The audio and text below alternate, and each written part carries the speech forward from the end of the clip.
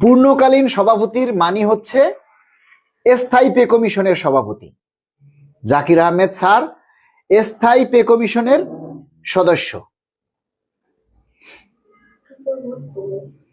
স্থায়ী pay commission থেকে যেটা বোঝায় সেটা হচ্ছে পে স্কেল হয়ে যাওয়ার পরও জাকির আহমেদ স্যার থাকবে। যেমন পে স্কেল দেওয়ার 1 বছর পরে দ্রব্যমূল্যের আবার বৃদ্ধি পেল, তখন স্থায়ী পে কমিশনের কাজ হচ্ছে আবার সেই দ্রব্যমূল্যের সাথে বেতন সমন্বয় করা।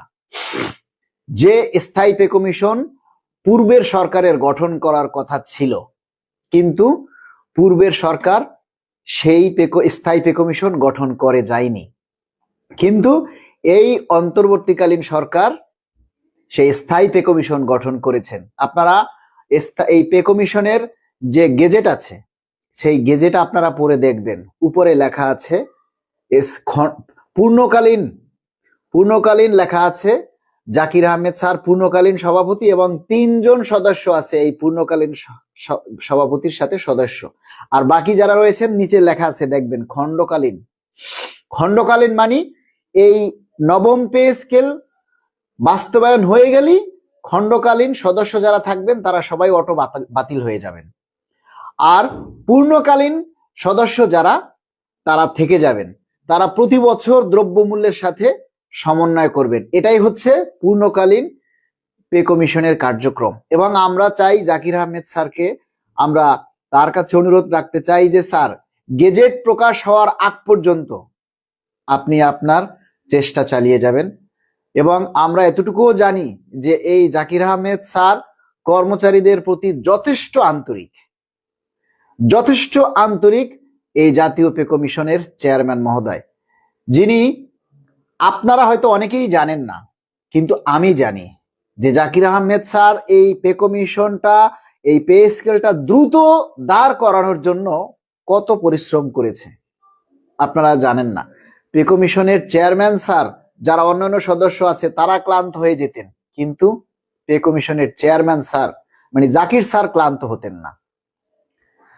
তাই আমরা জাতীয় পে কমিশনের সকল সদস্যের কাছে আমরা কৃতজ্ঞ, এবং আরো কৃতজ্ঞ থাকব দেশের প্রধান উপদেষ্টা ডক্টর ইউনূস স্যারের কাছে, যে স্যার আপনি দ্রুত সময়ের মধ্যে এই পে কমিশনের রিপোর্ট হাতে পাওয়ার অন্তত 1 সপ্তাহের মধ্যে আপনি এই জিও জারি করবেন বা প্রজ্ঞাপন জারি করবেন, এটাই আপনার কাছে আমাদের একমাত্র চাওয়া। আমরা এই যে এত আন্দোলন করলাম, এত কিছু করলাম, এত পরিশ্রম, তারপরও দেখবেন আমাদের কয় টাকা বাড়বে? এই যে আমরা যেটা শোনার কথা শুনছি, বিভিন্ন মিডিয়াতে বলছে যে সর্বনিম্ন স্কেল নাকি 20,000 21,000 হচ্ছে, বা 18,000 19,000 হচ্ছে।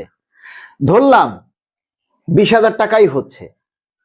যদি 20,000 টাকাও হয়, তাহলে আমাদের তো 2টা পে স্কেল পেলে আমাদের স্কেলটা হতো 32,000 টাকা।